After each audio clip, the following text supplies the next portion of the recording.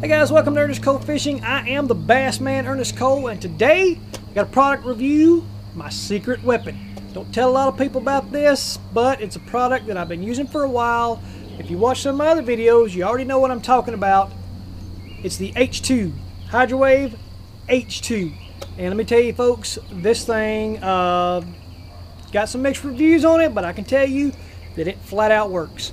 And today I'm going to show you how I install it, and most importantly, how I use it. So stick around. Alright guys, first let's go through install. Now this is one of the easiest things in the world to install. If you, like I said, you know, if you've seen my other videos, I went through the install of the Hydrowave Mini. This attaches exactly the same way. You know, if you haven't watched that video, simply put, it installs just like a transducer on your trolling motor. Here is the speaker. You know, it kind of looks big on the pictures online, but it's really not big. It's probably about 4 inches long. Attaches with zip ties. And what I do is I'll just run the cords here. I'll position this straight up and down on my trolling motor. My transducer is at the bottom. This does not interfere with your trolling motor as far as, you know, this creating any drag through the water. I've noticed really not any difference at all. It's the same as a transducer on your trolling motor. Anyway, the wires come up straight up the shaft for your trolling motor. Allow a little bit of slack at the head, exactly like you would the transducer on your trolling motor for your depth finder. So installation on, you know, the trolling motor itself, super easy. If you guys can install a transducer, you can install the Hydrowave. Okay guys, mounting this to your deck and hooking this up is going to be just as simple as installing any depth finder on your boat. As you can see, it's got a bracket here. This thing is rock solid. I've got it attached down. I've got it right here in the middle of my deck. That way I can easily reach down and control the settings, you know, whatever it may be that I want to put on. I take this on and off every time I go. I don't leave it on my boat. That way, you know, I'm not got any danger of, number one, anybody stealing it. But it just makes operation, you know, security for me real easy. But 2 screws on the side, just like you would install anything else. 1 power cord. I know that the old, I think the original had 2 cords, 1 for the speaker, 1 for the power. This is all in one. It just extra long cord on this. You can run it wherever you need to. Splits off to the power and to the speaker. But in the side here, there's only 1 cord to hook up. Hook it in, lock it in, and it's going to stay there. I've had this rattle. I actually didn't install my screws one day, and it kind of flopped around. Didn't come loose. Rock solid, didn't damage my unit at all. And when you get ready to take it off, same thing. Pops right out. Easy as everything. To install the power cord, it's just like you would any other electronic up front. I run it through my deck, and I've got power up here. Just, you know, splice it into whatever power you've got running to the front of your deck, and it's just as easy as that. So let me guys show you the operation of this thing, and as far as the settings on it, and maybe talk you through how I use each setting at each situation. I'm going to step behind the camera and kind of do that so I can let you guys get a really good look at the screen on this and show you exactly what I do and how I use it, and maybe give you any kind of tips that you could use if you already have one or if you're considering getting one.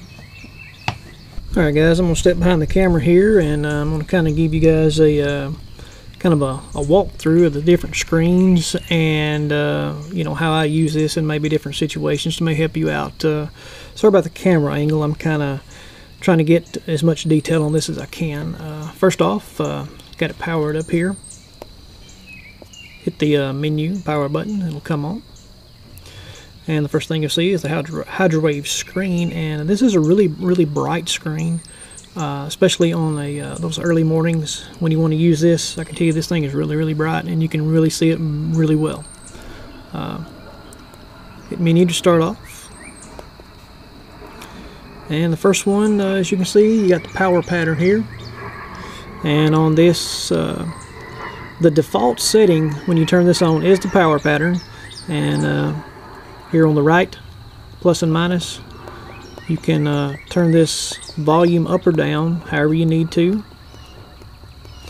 The default setting on this is let's turn it all the way down, is 2. It automatically comes on with the volume on 2. So, and I keep that kind of on that unless it's really like a really windy day and I want to get more sound out there.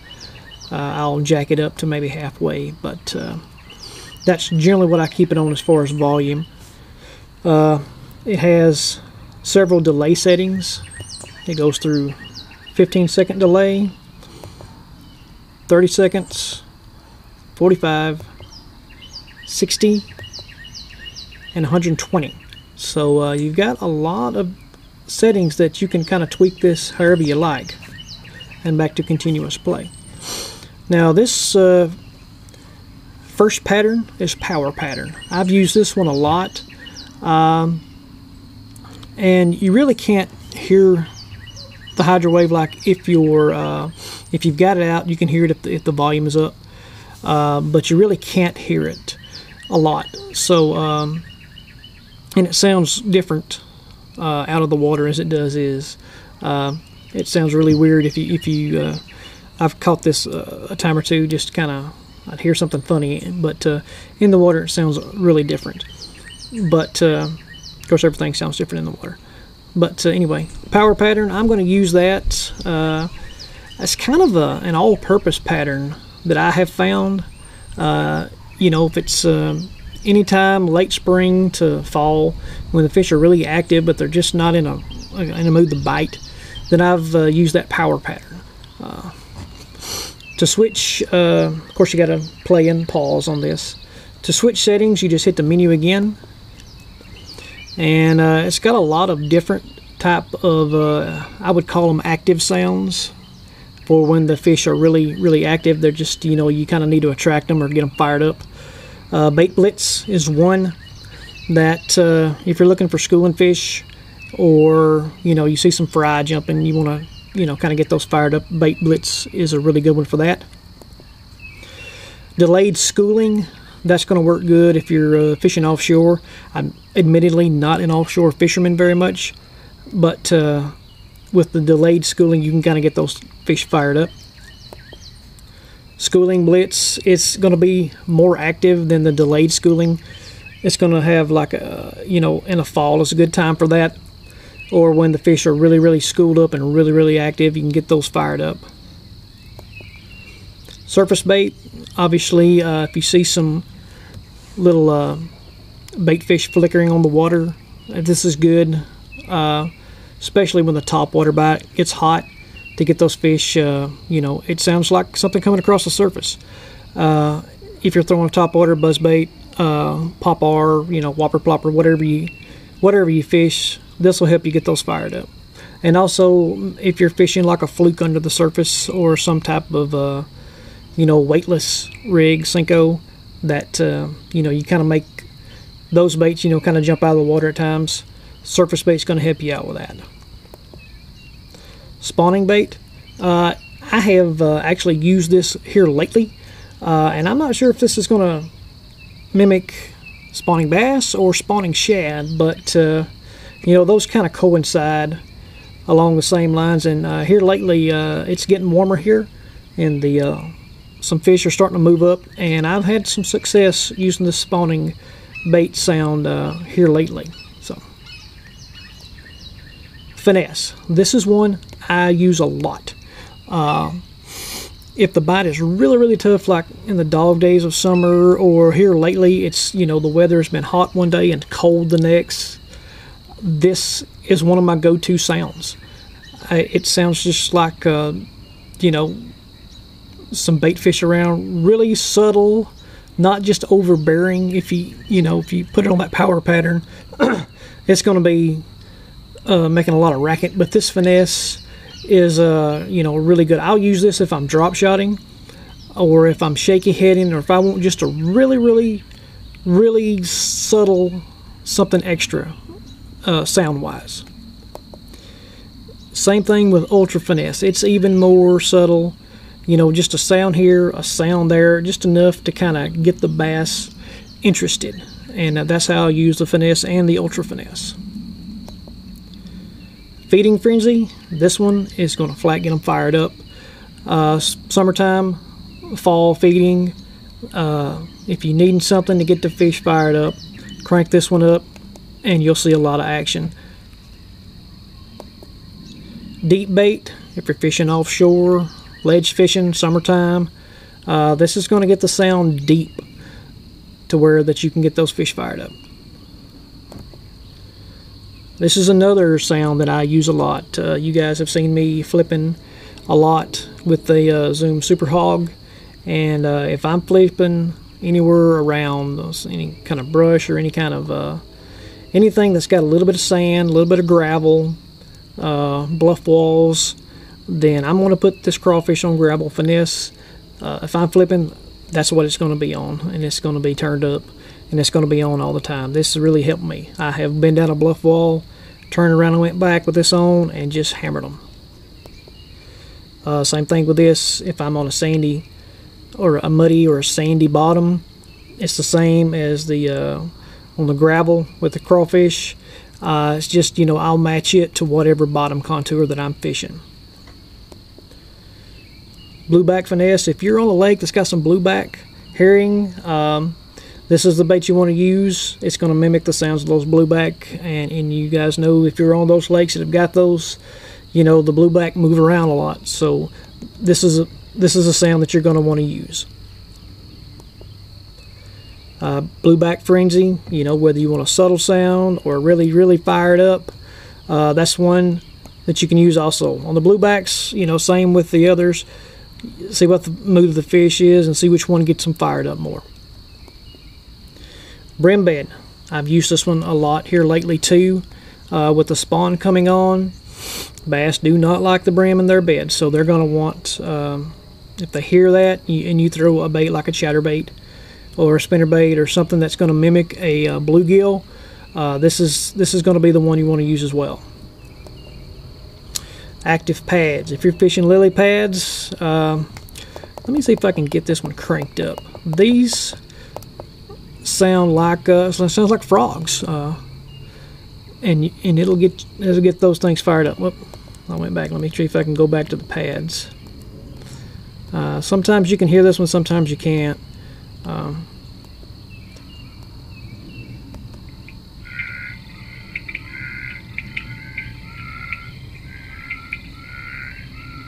I don't know if you guys can hear that or not, but it sounds exactly like, you know, I'm in the south here and it's summertime. Anytime you're around a bog or a swamp or anything like that, you're going to hear those frogs, and that's exactly what it sounds like.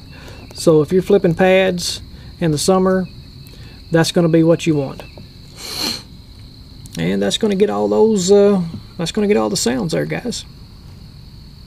All right, guys, the secret is out. This is one of the main tools that I would consider in my toolbox for helping me catch fish day in and day out. Now, some people say, well, that's a gimmick. You know, call it what you will. I have seen results with it. I have seen times when fish are not active, and I'll turn the Hydrowave on, and then it flat out gets the fish active. You know, it's just one of those things, you know. It's not a magic bullet. It's not buy this and catch every fish in the lake with. But what it does is it changes the conditions. I have come behind people many days and throwing the similar baits that they're throwing. You know, they're ahead of me and I can see what they're throwing. And I've came behind them. They didn't have a Hydrowave and I did, and I caught the fish. It changes the conditions that the bass get used to. You know, they get used to hearing trolling motors. They get used to, you know, all the baits we've got out there. Everybody's got the same baits, but you know, the difference is this. You know, you put a different sound and you change the conditions of their surroundings. Do I use it all the time? Yes and no. I'm using it, and the fish are fired up, and then they quit. They get accustomed to hearing the sound. I'll turn it off, and then there it is. It changes the conditions again. And I will tell you that the sound of the Hydrowave, it does hide the sound of your trolling motor. You can kind of ease in to those spots a little bit quieter. It just masks the sound of your trolling motor. And the pings from your transducer, if you've got one up front, it's going to hide that. Basically, it changes the conditions that you're faced with. Every time that, especially if I'm finesse fishing and those fish are just not wanting to bite, I can turn that finesse on, whether it be the ultra finesse, the regular finesse. If I'm slowly flipping a small bait, that crawfish on gravel sound, or the crawfish on sand, that really helps, and I have noticed a difference in it. The only bad thing that I've noticed about the Hydrowave is the price point. It's $400, and that's a lot of money. And I had to save up my pennies to get this, just like anybody else does. If you've got that much money, a lot of people think, well, do I get a couple of nice rods? Do I upgrade my trolling motor? Do I upgrade my depth finder? This is one of the products to where, most guys are on a budget. I am. And, when you get that money saved up, it's really hard to make the leap. It was for me. The one thing that did make it easy for me was I already had a Hydrowave Mini. And I'd had it for a long time, used it for a long time, and seen results with this. If you guys, anybody fishes from a kayak or a John boat, the Mini, I would definitely recommend that. I'll post a link at the end of this so you guys can check out the Mini as well.